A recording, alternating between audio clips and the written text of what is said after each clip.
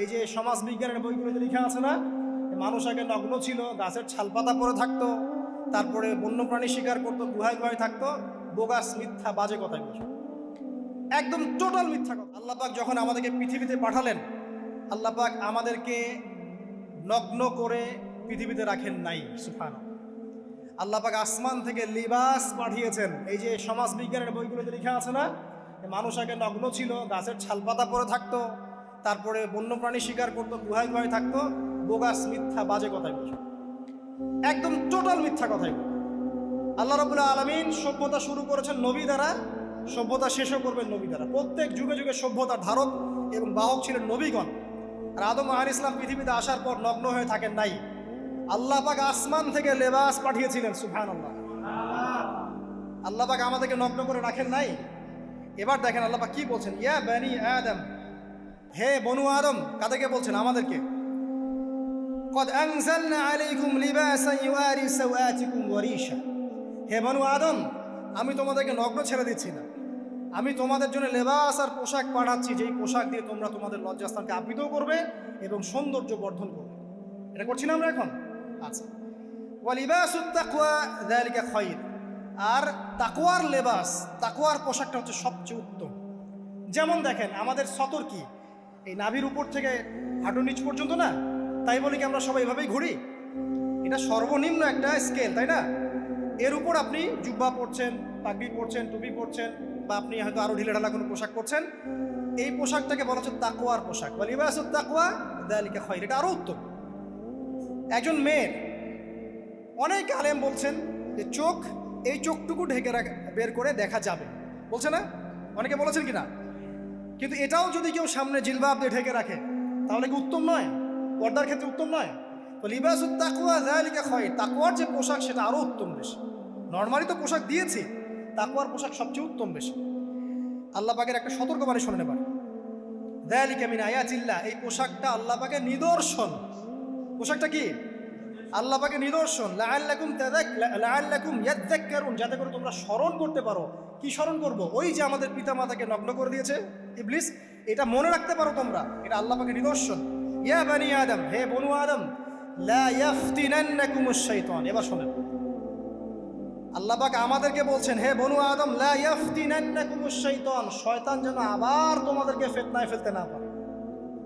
পৃথিবীতে তোমরা থাকবে, শয়তানের বহু দোসর তোমাদের সামনে থাকবে, ডানে বামে, যে ডান থেকে আসবে, বাম থেকে আসবে, হ্যাঁ, সামন পিছন থেকে আসবে, মিডিয়ার মধ্যে দিয়ে তোমাদের ঘরে ঘরে ঢুকে যাবে শয়তানের দোসর। লা ইয়াফতিনান্নাকুমুশ শাইতান, শয়তানের দোসররা যেন তোমাদেরকে ফিতনায় ফেলতে না পারে। কে বলছেন? আল্লাহ পাক বলছেন। কিরকম ফিতনা? কামা আখরাজা আবাওয়াইকুম মিনাল জান্নাহ, ঠিক যেভাবে শয়তান তোমাদের পিতা মাতাকে জান্নাত থেকে বের করে দিয়েছিল, ওই রকম ফিতনায় যেন ফেলতে না পারে। ঠিক আছে? ওয়ায়ানজিউ আনহুমা লিবাসাহুমা, এবং শয়তান তোমাদের পিতা মাতার লেবাস খুলে ফেলেছিল, নগ্ন করে দিয়েছিল, নগ্নতা, বেহায়াপন, অশ্লীলতা শিখিয়েছিল, ওইদিকে ধাবিত করতে চেয়েছিল। শয়তানের দোসররা যেন এটা করতে তোমাদের সাথে না পারে, সতর্ক থাকবে। লিউরিয়াহুমা সাওআতিহিমা, যাতে করে তোমাদের লজ্জাস্থানটা উন্মুক্ত হয়ে যায়। ইন্নাহু ইয়ারাকুম, নিশ্চয় শয়তান তোমাদের সবাইকে দেখতে পায়। হুয়া ওয়া কাবিলুহু, সে এবং তার পুরো কবিলার লোকজন। মিন হাইসু লা তারাউনাহুম, এমন জায়গা থেকে যে জায়গা তোমরা দেখতে পারো। আর শয়তান এবং তার অনুসারী যারা আছে, হোক মানুষ আর জিন, তারা তোমাদেরকে দেখতে পারে এমন জায়গা থেকে যা তোমরা দেখো না। আমরা যারা এই বিশ্বে আছি, আমরা সবাই এখন খেলার পুতুলের মতো খেলছি। যারা নিয়ন্ত্রণ করে বিশ্ব, এদেরকে কেউ দেখতে পারে না। এরা মানুষ শয়তান, কথা বুঝতে পারছেন? আর এমনি জিন শয়তান যারা আছে, এদেরকে তো আমরা দেখতে পারি না, অনেক দূর থেকে তারা আমাদেরকে দেখতে পারে। আল্লাহ পাক সতর্ক করছেন এটা। ইন্না জাআলনা আশ-শায়াতিনা আউলিয়া লিল্লাযিনা লা ইউমিনুন, শোনেন, নিশ্চয়ই যারা আমার প্রতি ঈমান আনে না বা আমার অবাধ্য হয়, আমার আদেশ মানে না, তাদের সাথে আমি শয়তানকে বন্ধু বানিয়ে দিয়েছি। এবার বুঝলেন কেন বললাম এরা মানুষ শয়তান? বিকজ এদেরকে আল্লাহ পাক শয়তানের বন্ধু বানিয়ে দিয়েছেন। এটা শয়তানের বন্ধু। অন্য সূরায় আছে, শয়তান, জিন শয়তান মানুষ শয়তানকে ওহী করে। জিন শয়তান মানুষ শয়তানের মাথায় এসব বুদ্ধি ঢালে। শয়তানি বুদ্ধিগুলো শয়তান মানুষের মাথায় ঢালে, মানে মানুষ মাথাটা আগে সে রিড করেছে কাকে কোন দিক দিয়ে রিসিভ করা যাবে। ঠিক আছে? আচ্ছা, এরপরে আরো আল্লাহ পাক বলছে, ওয়াইদা ফাআলু ফাহিশাতান তারা যখন কোনো ফাহেসা কাজ করে, নোংরা বেহায়ের মতো কাজ করে, কলু তারা বলে ওয়াজাদনা আলাইহি আবানা, এরকম করেই আমরা আমাদের পিতা মাতাদেরকে পেয়েছি। মানে যুগ যুগ ধরে এই সংস্কৃতি চলে আসছে, নগ্নতার সংস্কৃতি, বলে না? কথা বুঝতে পারছেন না? এই কথাই তারা বলে, যেটা কোরআনে আছে। আল্লাহ পাক বলছেন কলু ওয়াজাদনা আলাইহি আবানা, তারা বলে আমাদের পিতৃপুরুষদেরকে আমরা হাজার বছর থেকে দেখেছি এইভাবেই ড্রেস আপ করতে, এমনি ব্লাউজ ছাড়া শাড়ি পরতে দেখেছি আমরা, এমনি দেখেছি পেট বের করে চলতে, এমনি দেখেছি এই শর্ট কামিজ পরে চলতে, নগ্ন হয়ে চলতে। এখন তো বিকিনি সংস্কৃতি আসে এবং এটা মুভমেন্ট চলছে, মানে মানুষের দেহ থেকে কাপড় খুলে ফেলার মুভমেন্ট, আন্দোলন শুরু হচ্ছে, ঠিক আছে? এবং দোহাই হচ্ছে আমরা হাজার বছর থেকে এমনিই চলছে। এই যে আল্লাহ পাক বলছেন ক্বালু ওয়াজাদনা আলাইহি আবানা, আমরা এর উপরে আমাদের পিতা মাতাদেরকে পেয়েছি। ওয়াল্লাহু আমারানা বিহা, এরা আরো বলে আল্লাহ আমাদেরকে এই আদেশ করেছেন। নাউযুবিল্লাহ। আল্লাহ বলছেন, আল্লাহ পাকের আদেশ কি? কুল ইন্নাল্লাহা লা ইয়া'মুরু বিল ফাহশা, নিঃসন্দেহে আল্লাহ পাক কোনো ফাহেসা কাজের আদেশ করতেই পারেন না। পারেন? নিঃসন্দেহে আল্লাহ পাক কোনো ফাহেসা, বেলাল্লাপনা, বেহায়ের মতো কোনো আদেশ, বেহায়াপনার কোনো কাজের আদেশ করতে পারেন না। আতাকুলুনা আলাল্লাহি মা লা তা'লামুন, তোমরা কি আল্লাহ সম্পর্কে এমন কথা বলছো যেই কথা তোমরা জানো না? এই পর্যন্ত থাক। এবার আসেন বাস্তবতায় আসেন।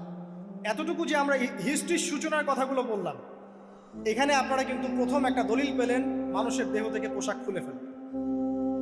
এরপর আমি পুরো কোরআনটা ঘাটার চেষ্টা করেছি, আদম আলাইহিস সালাম থেকে শুরু করে মুহাম্মদ সাল্লাল্লাহু আলাইহি ওয়াসাল্লাম পর্যন্ত হাজার হাজার শতাব্দী চলে গেছে, তাই নাই? হাজার হাজার বছর চলে গেছে, বহু জাতি এসেছে, বহু জাতি চলেও গেছে। আমরা কি প্রথম জাতি নাকি? এর আগে কত জাতি পৃথিবীতে এসেছে, চলেও গেছে, গেছে না?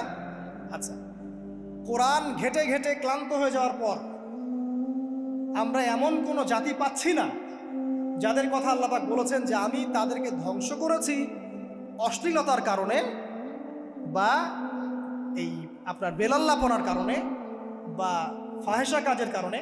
সরাসরি এই একটা কারণ দেখে আল্লাহ পাক কোনো কওমকে ধ্বংস করেছেন খুব রেয়ার, খুঁজে পাওয়া যাচ্ছে না। শুধু 3টা জায়গা বের করতে পেরেছি। কটা জায়গা? 3টা। 1 নম্বর দেখেন, আদম আলাইহিস সালাম পরে নূহ আলাইহিস সালাম না, এই জাতিটাকে আল্লাহ পাক ধ্বংস করেছেন না? এই ধ্বংসটাকে আল্লাহ পাক এই বেপরদামির কারণে করেছেন, অশ্লীলতার কারণে করেছেন, পোশাকের অপসংস্কৃতির কারণে করেছেন? করেন না, শিরকের কারণে করেছেন। কি কারণে? শিরক। আল্লাহ পাক সবাইকে ডুবিয়ে মেরেছেন, কিন্তু ওরা যে নগ্ন পোশাক পরে রাস্তাঘাটে চলাফেরা করতো এই কথাটা কিন্তু আল্লাহ পাক বলেন। তার মানে ওদের পাপ এটা ছিল না। এরপর ইব্রাহিম আলাইহিস সালামের কওম কি এই কারণে ধ্বংস হয়েছে? অশ্লীলতার কারণে ধ্বংস হয়েছে? বেহায়াপনার কারণে ধ্বংস হয়েছে? নগ্নতার সংস্কৃতির অপচর্চার কারণে ধ্বংস হয়েছে? না, শিরকের কারণে। আদ জাতি এই কারণে না, সামুদ জাতি এই কারণে না। একটা জাতি পাওয়া যায়, তার নাম কওমে লূত। কি নাম? কওমে লূত। এই লূত কওম ছিল সমকামী, তারা মেয়েদের সাথে বিবাহ বন্ধনে আবদ্ধ হতো না, বরং ছেলেদের ছেলে ছেলে জেনা করতো না। এই একটা জাতি পাচ্ছি ইতিহাসে যারা অশ্লীলতার কারণে, ফাহেসা কাজের কারণে, সমকামিতার কারণে, নোংরামির কারণে আল্লাহ পাক পুরো উপরে উঠিয়ে নিচে নামিয়ে ধসিয়ে দিয়েছে। এই একটা জাতি পেলাম। আরেকটা জাতি পাওয়া যায়, তার নাম হচ্ছে বানু ইসরাইল। কি নাম? বানু ইসরাইল। আল্লাহ রাসূল সাল্লাল্লাহু আলাইহি ওয়াসাল্লাম বলছেন যে তোমরা দুনিয়া থেকে বেঁচে থাকো এবং নারীর ফিতনা থেকে বেঁচে থাকো। কারণ বানু ইসরাইল মানে মূসা আলাইহিস সালামের যে কওম ছিল, এই কওমের মধ্যে প্রথম ফিতনা দেখা দিয়েছিল মেয়েদের ব্যাপারে। এই একটা পেলাম যে মেয়েদের কারণে, বেহায়াপনার কারণে, অশ্লীল পোশাকের কারণে, নগ্নতার কারণে একটা সভ্যতাকে আল্লাহ পাক শাস্তি দিয়েছে। 2টা পাওয়া গেল, ঠিক আছে? 1 2, একটা লূত, একটা হচ্ছে বানু ইসরাইল, ঠিক আছে? আর একটা পাওয়া যায় এটা জোর করে, সেটা হলো নবী মুহাম্মদ সাল্লাল্লাহু আলাইহি ওয়াসাল্লাম নবী হওয়ার ঠিক আগের সময়টা, যেটাকে আমরা কি বলি আইয়ামে জাহিলিয়াত। ওই সময়ে মেয়েদের জেনাটা ব্যাপক ছিল, ব্যভিচারটা ব্যাপক ছিল, পরকীয়াও ছিল, বৈবাহিক তেমন কোনো অধিকার ছিল না। এমনও হতো যে একটা মেয়ের সাথে 8-10 জন পুরুষ সহবাস করতো, করার পরে সেই মেয়ে যখন গর্ভবতী হতো, তার বাচ্চা প্রসব করার পর সেই মেয়ে 10 জনকে ডেকে দাঁড় করাতো, দাঁড় করিয়ে বলতো যে অমুকে হচ্ছে আমার এই বাচ্চার বাপ, তারপরে এর সাথে বিয়ে হতো। চিন্তা করতে পারেন তো? নারীদের যে বৈষয়িক অধিকার, ধর্মীয় অধিকার, আপনার পোশাকের অধিকার, শালীনতার অধিকার, সম্পত্তির অধিকার, এগুলো ছিল না ওই সময়। এই একটা সভ্যতা পাওয়া যাচ্ছে। তাহলে 3টা আমরা বের করতে পারলাম। কথা ঠিক আছে? আচ্ছা, এবার আসেন এই তিনটা সভ্যতার পর নবী সাল্লাল্লাহু আলাইহি ওয়াসাল্লাম যখন নবী হলেন, তখন তিনি সমস্ত অশ্লীলতার শেকড়টাকে উপরে ফেলে দিলেন। সভ্যতার ইতিহাস থেকে শুরু করে আমরা যত জাতির ধ্বংস দেখছি, এই ধ্বংসগুলো শিরকের কারণে হয়েছে, কুফুরির কারণে হয়েছে, অবাধ্যতার কারণে হয়েছে। মাত্র কয়েকটা জাতির ক্ষেত্রে অশ্লীলতা, বেহায়াপনা, আপনার ফাহেসা কাজ, এগুলোর রিজন দেখানো হয়েছে। তো এ থেকে একটা বিষয় প্রমাণ করা যায়, এই কথাটা ভালো করে বোঝেন। এ থেকে একটা বিষয় প্রমাণ করা যায় যে যত সভ্যতা ধ্বংস হয়ে গেছে, ওই সভ্যতার মানুষরা আর যাই করুক না কেন, তাদের পোশাক আশাক ঠিকঠাক ছিল। কথা বুঝতে পারছেন না?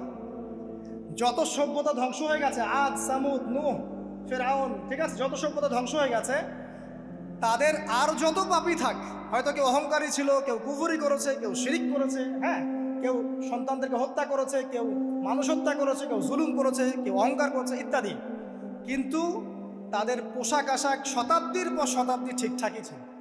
এটা নিয়ে আল্লাহ পাক কোরআনে খুব বেশি কথা বলেন না। তার মানে বোঝা যায় যে এটা রিমার্কেবল কোনো কথা বলার বিষয় ছিল না, আল্লাহ পাক বলেন। অর্থাৎ যুগ যুগ ধরে মানুষের শালীনতার পোশাকটা ঠিকই ছিল, কারণ মানুষ জানতো যে তাদের পিতামাতাকে আল্লাহ পাক তাদের পিতামাতাকে ইবলিস নগ্ন করে দিয়েছিল জান্নাতে। এই কথাটা মানুষের মাথার মধ্যে ছিলই, এবং বিভিন্ন ধর্মগ্রন্থে এটার অস্তিত্ব আছে। আপনি শুধু ইসলাম না, অন্য যে কোনো ধর্মগ্রন্থ ঘাটেন, হিন্দু ধর্মগ্রন্থ ঘাটেন, সেখানে দেখবেন বলা হচ্ছে যেন মেয়েরা পর্দায় থাকে। দেখেন, পরে দেখেন, বেদের মধ্যে এটা আছে, আমি গতকালকেও স্টাডি করছি। এবং খ্রিস্টান ধর্মগ্রন্থ পড়েন, সেখানে দেখবেন লেখা আছে, ওদের যে ওল্ড নিউ টেস্টামেন্টে আছে, দেখবেন যে যারা মাথার চুল দেখিয়ে বেড়ায়, তাদের শাস্তির কথা বলা হয় যে চুল যেন কেটে দেওয়া হয়, ওদের ধর্মগ্রন্থে আছে।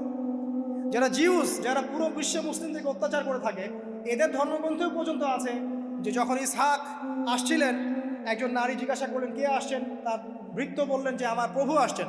তখন তিনি নেমে নিজে একটা ঢিলাঢালা পোশাক পরলেন, তারপর সামনে গেলেন। শুধুমাত্র ইসলাম ধর্মে নয়, যত ধর্ম চলে গেছে পৃথিবীতে, সমস্ত ধর্মের মধ্যেই নারীদের শালীন পোশাকের কথাটা বর্ণিত আছে এখন পর্যন্ত। তার মানে যারা এখন অশালীন বিষয়ের দিকে মানুষকে ধাবিত করতে চায়, এদের আসলে কোনো ধর্ম নাই। ধর্মের সাথে এদের কোনো সম্পর্ক আসলে না। আর আমরা কিন্তু কথা বলছি ধর্মের বেসিসে, হোক সেটা হিন্দুইজম বা খ্রিস্টানিজম বা জিউডিজম বা ইসলাম, আমরা ধর্মের বেইজে কথা বলছি। এখন যদি কেউ বলে ধর্মতাত্ত্বিক কথাবার্তা দিয়ে এসবে দলিল দিবেন না, তাহলে তার সাথে একটা ডিবেট হবে আল্লাহ আছেন কি নাই। যদি আমরা ডিবেটে জয়লাভ করি, হ্যাঁ আল্লাহ বলে একজন আছেন, তাহলে আল্লাহ পাকের বিধান কোনটা, এখন চলমান সর্বশেষ বিধান কোনটা, এটাতে আসতে হবে ডিবেট। ডিবেট 1 আল্লাহ আছে কি নাই, ডিবেট 2 আল্লাহ পাকের সর্বশেষ ধর্মগ্রন্থ কোনটা। এই তো, এই দুইটাতে আমরা যদি জয়লাভ করি, এবং ইনশাল্লাহ আমরা সেটা করবো, এটাতে আমাদের কেউ ঠেকাতে পারবেন ইনশাল্লাহ, এটাই সত্য, তাহলে মানুষের উপর ওয়াজিব হয়ে যাবে এটার উপর আমল করা। এখন আমরা এর বেসিসে দেখবো কোনটা ঠিক কোনটা বেঠিক, তাই না, কোনটা সত্য কোনটা মিথ্যা, কোনটা ন্যায় কোনটাও নয়, তখন আমরা এর বেসিসে দেখবো, অন্য কোনো ভিত্তির বেসিসে দেখবো। এখানে চেতনা, যুগ যুগ ধরে চলে আসা সংস্কৃতি, আমাদের বাপদাদা দোহাই, এইসব ইস্যু টানা যাবে না। বেস হবে কি কোরআন এবং সুন্নাহ, এবং অন্যান্য ধর্মগ্রন্থগুলো যদি ওটাতে রাজি থাকে ওটাতেও, কারণ প্রত্যেকটা ধর্মগ্রন্থেই বলা আছে শালীনতার কথা, লম্বা ঢিলেঢালা পোশাকের কথা, হোক সেটা হিন্দুইজম বা খ্রিস্টানিজম বা জিউডিজম। পরে দেখেন, না থাকলে আমার কাছে আসেন, প্রতিটা ধর্মগ্রন্থে এটা কথা লেখা আছে। এবার আসেন, সর্বশেষ নবী মুহাম্মদ সাল্লাল্লাহু আলাইহি ওয়াসাল্লাম যখন নবী হন, আরবের ওই চিত্রটা, জেনা, ব্যভিচার, পরকীয়া, অশ্লীলতা, এটাকে সমূলে উপড়ে ফেলে দেন 23 বছরের মধ্যে। 23 বছরের নববী জীবনের পরে সেখানে কোনো জেনা আছে, কোনো বেপরদামি আছে, কোনো ব্যভিচার আছে, কোনো সুদ আছে, কোনো শিরক আছে, কোনো মাদক আছে? যেগুলো আছে খুবই অল্প, যেটা আছে সেটা কি খুবই অল্প, এটা কিন্তু ধরা যায় না। 2-1টা অ্যাক্সিডেন্ট হতেই পারে। সাহাবীদের যুগেও নামাজ পড়তে গিয়ে কোনো একজন দেখা গেছে অ্যাক্সিডেন্ট হয়ে গেছে, জেনা হয়ে গেছে, এটা তো রেয়ার ঘটনা। এক্সেপশনাল সামথিং কি এক্সাম্পল হতে পারে? যেটা কমন সেটা হচ্ছে এক্সাম্পল। মানে আপনি বলবেন যে মেয়েদের শালীনতার কথা এবং এর কারণে ধর্ষণের সংখ্যা বৃদ্ধি হচ্ছে, এই কথা আপনি যখন বলবেন, কিছু মানুষ আপনাকে বলবে যে তাহলে বোরখাওয়ালা মেয়ে কেন ধর্ষিত হচ্ছে, তাহলে বাচ্চা কেন ধর্ষিত হচ্ছে। আপনাকে বলছি পরিসংখ্যানটা কতটুকু, কেন হচ্ছে সেটা আমরা জবাব দিব। আগে বলছি পরিসংখ্যান কতটুকু। যারা বেপর্দায় চলছে এদের হ্যারাসমেন্টের পরিসংখ্যানটা বেশি, না বোরখাওয়ালা মেয়ের পরিসংখ্যানটা বেশি? বলেন। যারা বেহায়ার মতো চলছে, বেপর্দায় চলছে, এদের পরিসংখ্যানটা বেশি নাকি শিশু অ্যাবিউজিং এর পরিসংখ্যানটা বেশি? তাহলে মূল যে জায়গাটা ওইখানে আগে ফোকাস করতে হবে, তারপরে আমরা গৌণ জায়গায় যাব। এবং এই জায়গাটাতে আমরা দলিল বা প্রমাণ হিসেবে পেশ করব মানুষের রুচিবোধের পরিবর্তন, মানসিকতার পরিবর্তন এবং পাশবিক একটা প্রবৃত্তির দাসত্ব। এটা কীভাবে হচ্ছে? এটা পর্নোগ্রাফির কারণে হচ্ছে, এটা পর্নোগ্রাফির কারণে হচ্ছে, মিডিয়ার কারণে হচ্ছে, অবাধ ফ্রি মিক্সিংয়ের কারণে হচ্ছে, যৌন সুরসুরির কারণে হচ্ছে এবং যৌনতাকে সহজলভ্য করে দেওয়ার কারণে এই দুর্ঘটনাগুলো ঘটছে। আচ্ছা, আগে আমি আমার পয়েন্টে আসি। নবী সাল্লাল্লাহু আলাইহি ওয়াসাল্লাম যখন এটার শিকড়টা উপরে ফেলে দিলেন, তখন কিন্তু মক্কা, মদিনা, পুরো জাজিরাতুল আরবে আর কোনো বেহায়াপনার কোনো শিকড় থাকলো না। থাকলো না। আল্লাহ পাক কীভাবে এটা করলেন? পুরো হিস্ট্রির ইতিহাস টেনে দিয়ে আল্লাহ পাক কয়েকটা আদেশ নাজিল করলেন। সেই আদেশটা কোরআন এবং সুন্নায় আছে। আল্লাহ পাক প্রথমে ছেলেদেরকে বললেন, শোনো, সূরা নূর 30 নম্বর আয়াত। আল্লাহ পাক ছেলেদেরকে বললেন, তোমরা তোমাদের চোখ নিচু রাখো। এটা আমাদের দায়িত্ব, প্রত্যেকটা ছেলের দায়িত্ব। বেগানা মেয়েকে দেখলে চোখটা কি করবে? নিচু করবে, সিম্পল। তাহলে আপনি সিডিউসড হবেন, এক কথায়। 2 নাম্বার, আল্লাহ পাক আমাদেরকে বললেন, তোমরা তোমাদের লজ্জাস্থানকে হেফাজত করো। কাদেরকে? আমাদেরকে, মানে ছেলেদেরকে। প্রথমে আল্লাহ পাক ছেলেদেরকে বললেন, চোখ নিচু করে রাখো, লজ্জাস্থানে হেফাজত করো। ঠিক আছে? সূরা বানী ইসরাঈল আল্লাহ পাক বললেন, জিনার ধারের কাছেও যেও না, ধারের কাছেও যেও না। আল্লাহ পাক আরও বললেন, যদি কেউ জেনা করে ফেলে, সূরা নূরে, তাহলে তাকে 100টা বেত্রাঘাত করতে হবে। কয়টা? 100টা। এবং 1 বছরের জন্য তাকে বহিষ্কার করতে হবে। আল্লাহ পাক শাস্তিও দিলেন, শুধু তাত্ত্বিক বিধান দেন নাই, শাস্তিও দিয়েছেন। কারণ শুধু তাত্ত্বিক বিধান দিয়ে হবে? আমি যদি ওয়াজ করে বেড়াই, ভাই মদ খায়েন না, কোনো শাস্তি না অ্যাপ্লাই করি, তাহলে কি মদ ছাড়বে মানুষ? আমরা যদি বলি হত্যা করা মহাপাপ, দুর্নীতি করা মহাপাপ, মানুষ দুর্নীতি ছাড়বে না যতক্ষণ না শাস্তি নিশ্চিত করা যাচ্ছে। আল্লাহ পাক তাত্ত্বিক কথা শুধু বললেন না, শাস্তিও নিশ্চিত করলেন। তারপরে আল্লাহ পাক আরও বললেন, যদি বিবাহিত কোনো ব্যক্তি ব্যভিচার করে, তাহলে তাকে রজম করতে হবে, মাটিতে পুঁতে তাকে পাথর নিক্ষেপ করে হত্যা করে। ঠিক আছে? শাস্তি। এরপরে দেখেন আল্লাহ পাক মেয়েদেরকে বলছেন, এবার মেয়েদেরকে বলছেন, তোমরা মূলত ঘরে থাকো। যদি বাইরের পরিবেশ তোমাদের অনুকূলে না থাকে, তোমরা ঘরে অবস্থান করো। ওয়াকরনা ফি বুয়ুতিকুন্না ওয়ালা তাবাররুজনা তাবাররুজাল জাহিলিয়াতিল উলা। তোমরা মূলত ঘরে থাকো। জাহিলি যুগে মেয়েরা যেভাবে নিজেদেরকে প্রদর্শন করে বেড়াতো, এই কাজটা তোমরা করো না। যদি করো তাহলে সমাজে বেহায়াপনা, ফায়সা বেড়ে যাবে, তোমরা নিজেরাই ক্ষতিগ্রস্ত হবে, যেটা ওরা হচ্ছে এখন। আচ্ছা, এরপর আল্লাহ পাক আরও বললেন, হে নবী, আপনি আপনার স্ত্রী এবং মুমিন নারীদেরকে বলেন, তারা যদি বাহিরে যায় যেন জিলবাব দিয়ে তাদের পুরো বক্ষদেশটাকে ঢেকে নেয়। তাহলে পোশাকের সংস্কৃতির শেকড় কোত্থেকে শিখবো? আমি কোত্থেকে শিখবো? আল্লাহ পাক কর্তৃক নাজিলকৃত সর্বশেষ ঐশী গ্রন্থ থেকে শিখবো নাকি? যে বইয়ের মধ্যে কোনো ভুল নাই সেটাই তো আমার শেখার মাধ্যম হবে নাকি যে দর্শনে 1000টা ভুল সেটা শিখবো আমি? আল্লাহ পাক এখানে বলছেন, মুমিন নারীদেরকে বলো, বাইরে গেলে পরে তারা যেন জিলবাব দিয়ে, কাপড় দিয়ে সুন্দর করে বক্ষদেশ এবং ঢেকে রাখে। বোরখার কথা এখানে নাই শব্দে। ঠিক আছে? ঢেকে রাখা, ঢিলে ঢালা পোশাকের কথা এসেছে। আচ্ছা, আসেন, আল্লাহ পাক আরও বললেন যে তোমরা অমুক অমুক অমুক অমুক, যেমন আপনার বাবা, আপনার ভাই, আপনার এই যে সন্তান, এই যে মাহারাম যারা আছে, এদের সামনে ছাড়া অন্যদের সামনে যখনই যাবে, তোমরা কিন্তু হিজাব অবলম্বন করো। তা আল্লাহ পাক হিজাবের বিধান দিলেন, চক্ষু নিচু করতে বললেন, লজ্জাস্থানের হেফাজত করতে বললেন, এবং যদি এর পরেও কেউ ভুল করে ফেলে, তাহলে আল্লাহ পাক শাস্তির কথা বললেন। আল্লাহ পাকের সিস্টেমটা সুন্দর হলো না? এই সিস্টেমটা নবী সাল্লাল্লাহু আলাইহি ওয়াসাল্লাম অ্যাপ্লাই করলেন, সমাজ থেকে সমস্ত জেনা ব্যভিচারের ভিত্তি উঠে চলে গেল। সুবহানাল্লাহ বলবেন না? এটা হলো অবস্থা। তারপর দেখেন,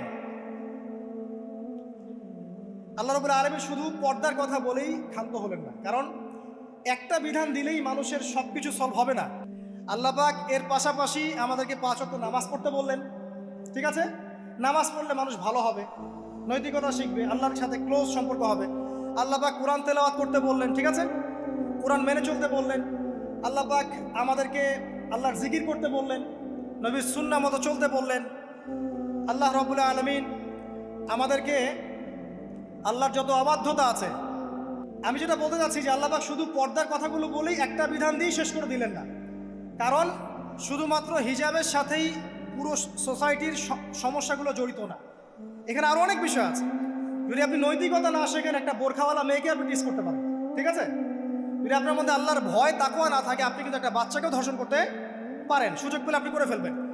আপনার মধ্যে আল্লাহর ভয় না থাকলে আপনি কিন্তু গোপনে জেনা করতে পারেন বা পর্ন দেখতে পারেন। তাই আল্লাহ পাক শুধু হিজাবের বিধানটা দিয়েই ক্ষান্ত হলেন না, আল্লাহ পাক আনুষঙ্গিক আরও অনেক কথা বললেন যে তোমরা পবিত্র হও, বেশি বেশি আল্লাহর জিকির করো, 5 ওয়াক্ত সালাত নামাজে পড়ো, কোরআন তেলাওয়াত করো, নবীর সুন্নাহ মেনে চলো, দিনই কাজে ব্যস্ত থাকো, সৎ কাজের আদেশ করো, অসৎ কাজে নিষেধ করো। মানে এই সবগুলো কাজ যখন একসাথে হবে, আপনার মনটা কি হবে? পবিত্র হবে। আপনার মনের মধ্যে আল্লাহর নূর চলে আসবে। আপনার মনে আল্লাহর নূর চলে আসবে, তখন এইসব অন্ধকার বা এই যে জাহিলিয়াতগুলো আপনার কাছে ভালো লাগবে না। যখন আপনার ইন্টারনাল যে সোলটা আছে, এটা যখন এনলাইটমেন্ট হবে আল্লাহর নূর দিয়ে, তখন আপনার কাছে এসব হারাম প্রিমিক্সিং, হারাম পরকিয়া, আপনার জেনা, আপনার ব্যভিচার, পর্ন, এগুলো বিভীষিকাময় মনে হবে, আপনার কাছে ভালো লাগবে। আল্লাহ পাক অন্তর জগৎটা পরিবর্তন করার জন্য আমাদেরকে এই সিস্টেমগুলো দিলেন। শুধু হিজাবই করবে দিস ইজ নট নেসেসারি। এর সাথে আরও অনেক বিষয় থাকবে, নামাজ, রোজা, হজ, যাকাত, হ্যাঁ, হজ, উমরা, তাসকিয়া, জিকির আজগার, কোরআন তেলাওয়াত, আমর বিল মারুফ, নাহি আনিল মুনকার, সব একত্রিত হবে। আবার হিজাবও চলবে। এরপরে যদি কেউ সীমা লঙ্ঘন করে, শাস্তিও আছে। পুরো সিস্টেমটা সুন্দর না? এই সিস্টেমটা যখন আল্লাহ পাক তার রাসূল মুহাম্মদ সাল্লাল্লাহু আলাইহি ওয়াসাল্লামের মাধ্যমে লঞ্চ করলেন আরবের মধ্যে, আরবে না কোনো জেনা থাকলো, না কোনো ব্যভিচার, না কোনো মাদক, না কোনো পর্ন, না কোনো এই যে নারীর অবমাননা, কিছুই থাকলো। একটা মেয়ে 300 মাইল দূর থেকে এসে একা হজ করে চলে যায়, তো কেউ তার দিকে তাকাতো না। এমন যুগ চলে গেছে। মহিলা সাহাবী রণকৌশল মানে যুদ্ধের বর্ম পরে উহুদে যুদ্ধ করেছেন, কেউ তার দিকে তাকায়নি। তাকিয়েছে? তাকায়নি। এখন ওই যুগটা আপনি দেখেন, রাসূল সাল্লাল্লাহু আলাইহি ওয়াসাল্লামের যুগ, আবু বকর সিদ্দিক, ওমর ইবনুল খাত্তাব, ওসমান আলী, এই খুলাফায়ে রাশিদার স্বর্ণ যুগটাকে আপনি দেখেন। ওই যুগে আপনি রেপের হার কত পার্সেন্ট মহিলা রেপ হয়েছে? ওই যুগে কত পার্সেন্ট মেয়ে জেনায় লিপ্ত হয়েছে? ওই যুগে কত পার্সেন্ট ছেলে মেয়ে ধর্ষণ করেছে? ওই যুগে কত পার্সেন্ট নারীর শ্লীলতাহানি হয়েছে? কত পার্সেন্ট নারীকে টিজ করা হয়েছে? কত পার্সেন্ট মেয়েকে মার্ডার করা হয়েছে? কত পার্সেন্ট মেয়েকে যৌতুকের জন্য চাপ দেওয়া হয়েছে? একটু পরিসংখ্যানটা দেখেন আমাদেরকে। সভ্যতা করতে লাফাচ্ছেন। ওই সভ্যতায় যা হয়ে গেছে, নবী সাল্লাল্লাহু আলাইহি ওয়াসাল্লাম থেকে শুরু করে খোলাফায়ে রাশিদুল যা হয়েছে, এই পার্সেন্টেজগুলোর সাথে বর্তমান পার্সেন্টেজকে মিলবে? ওই যুগে রেয়ার জেনা 2-1টা হয়েছে। মদ খেয়েছে মানুষ রেয়ার কয়েকজন, মানুষ ব্যভিচার করেছে রেয়ারলি 2-4 জন, 100 বছরে 2-4 জন। ওই যুগে দেখবেন মানুষ পরকীয়ার নামই জানতো না, সমকামিতা কি জিনিস মানুষ জানতোই না, শর্ট পোশাক, বিকিনি সংস্কৃতি কি মানুষ জানতো না, ঠিক আছে? আনকভার ইউ, এই যে মুভমেন্ট চলছে, এগুলোর মানে কি মানুষ জানতো না, জানতো? ওই যুগে কি মুসলিমরা পিছিয়ে ছিল? জ্ঞান বলেন, বিজ্ঞান বলেন, অর্থনীতি বলেন, রাজনীতি বলেন, সমরনীতি বলেন, অস্ত্রশস্ত্র বলেন, কোনো সেক্টরে কি মুসলিমরা তখন পিছিয়ে ছিল কিনা? উত্তর দেন, পিছিয়ে ছিল না। তাহলে স্বর্ণযুগ আমরা কোনটাকে বলবো? এই বর্তমান দাজ্জালীয় সভ্যতাকে স্বর্ণযুগ বলবো, নাকি খোলাফায়ে রাশেদার এবং নবী সাল্লাল্লাহু আলাইহি ওয়াসাল্লাম রেখে যাওয়া যুগটাকে স্বর্ণযুগ বলবো? তাহলে ওই যুগ যদি স্বর্ণযুগ হয়, তাহলে ওই যুগের সুন্নাহ এ যুগে অ্যাপ্লাই করতে হবে না? তাহলে ওই যুগের সমস্যা যেমন দূর হয়েছে, এই যুগের সমস্যা দূর হবে না? এই সহজ বাংলা কথাটা বললে কি আমরা মৌলবাদী হয়ে যাব? এই সহজ বাংলা কথা বুঝতে গিয়ে কি আমি ধর্মান্ধ হয়ে যাব, ব্যাকডেটেড হয়ে যাব? এই কথাটা আমরা বলতে এখন সাহস পাই না। কি কারণ? সভ্যতার ইতিহাস ঘেটে দেখেন, ওই সভ্যতাই ছিল জ্ঞানে, শিল্পে, অস্ত্রে, প্রযুক্তিতে, অর্থনীতিতে মুসলিমরা একদম স্বর্ণ শিখরে। কোনো একজন মুসলিমকে হত্যা করার কেউ সাহস করেছিল? একজন মুসলিম নারীকে ধর্ষণ করার কেউ সাহস করেছে? একজন মুসলিম শিশুকে কেউ বোম মেরে হত্যা করেছিল? আজকে বিশ্বের দিকে আপনি তাকিয়ে দেখেন, শত শত নারী ধর্ষিত হচ্ছে, শত শত বোমা মেরে আমাদের বাচ্চাদেরকে হত্যা করা হচ্ছে, মুসলিমদেরকে পুরো ডমিনেট করা হচ্ছে। আজকে রাজনৈতিক নিয়ন্ত্রণ, অর্থনৈতিক নিয়ন্ত্রণ, পলিটিক্যাল, আপনার সোশ্যাল মিডিয়া, প্রযুক্তি যা আছে সব নিয়ন্ত্রণ পশ্চিমাদের হাতে, সমস্ত নিয়ন্ত্রণ ধরে হাতে। এই যে পালাবদল হলো সময়ে, এটা কেন হলো? বিকজ 1 নাম্বার ইস্যু হচ্ছে আমরা কোরআন এবং সুন্নাহ থেকে দূরে সরে আসছি। 2 নাম্বার, আমরা শয়তানের সেই ধোকায় পড়ে গেছি, যে ধোকা থেকে আমরা বেরোতে পারিনি, আল্লাহ পাক সতর্ক থাকতে বলেছিলেন। 3 নাম্বার, আমরা ইলম চর্চা ছেড়ে দিয়েছি। 4 নাম্বার, হক কথা বলাও ছেড়ে দিয়েছি। 5 নাম্বার, সৎ কাজের আদেশ, অসৎ কাজের নিষেধ ঠিকঠাক মতো হচ্ছে না। 6 নাম্বার, দেখেন আমরা জানি যারা আমল ঠিক মতো করছি না। 7 নাম্বার, আমরা বক ধার্মিক হচ্ছে, বক ধার্মিক, খালি নামাজ, রোজা, হজ, যাকাত আর তসবির মধ্যে ইসলাম, বাকি কোনো জায়গায় ইসলাম নাই, কোনো জায়গায় ইসলাম নাই। সমস্যা এগুলা দেখবেন, পরিবারের কাঠামো ভেঙে যাচ্ছে, আমরা কোরআন সুন্নাহকে হাতে নিয়ে ওয়ার্ল্ডকে চ্যালেঞ্জ করতে পারি নাই, ডিল করতে পারি নাই। এবং পশ্চিমা এবং অন্যান্য সভ্যতার যে নোংরা মতাদর্শগুলো আছে এগুলোকে ঢালাওভাবে আমরা গ্রহণ করেছি এবং আস্তে আস্তে আস্তে আস্তে পুরো মুসলিম বিশ্বে এগুলো ছড়িয়ে গেছে। এখন আপনি পেপার পত্রিকা খুললে দেখবেন 4টা 5টা 10টা ধর্ষণ, এই মেয়ে রেপ, এই মেয়ে ডাকাতি, ওইখানে হত্যা, এখানে যৌতুক, এখানে অমুক তমুক, সুদ ঘুষ জেনা ব্যভিচার, নিত্য নৈমিত্তিক ব্যাপার। কারো এগুলো নিয়ে কোনো মাথা ব্যথাও নাই, এগুলো খুব সিম্পল সাধারণ ব্যাপার এখন আমাদের কাছে, একদম টোটাল মিথ্যা কথা এগুলো। আল্লাহ রাব্বুল আলামিন সভ্যতা শুরু করেছেন নবী দ্বারা, সভ্যতা শেষও করবেন নবী দ্বারা। প্রত্যেক যুগে যুগে সভ্যতার ধারক এবং বাহক ছিলেন নবীগণ। আর আদম আলাইহিস সালাম পৃথিবীতে আসার পর নগ্ন হয়ে থাকেন নাই। আল্লাহ পাক আসমান থেকে লেবাস পাঠিয়েছিলেন, সুবহানাল্লাহ। আল্লাহ পাক আমাদেরকে নগ্ন করে রাখেন নাই।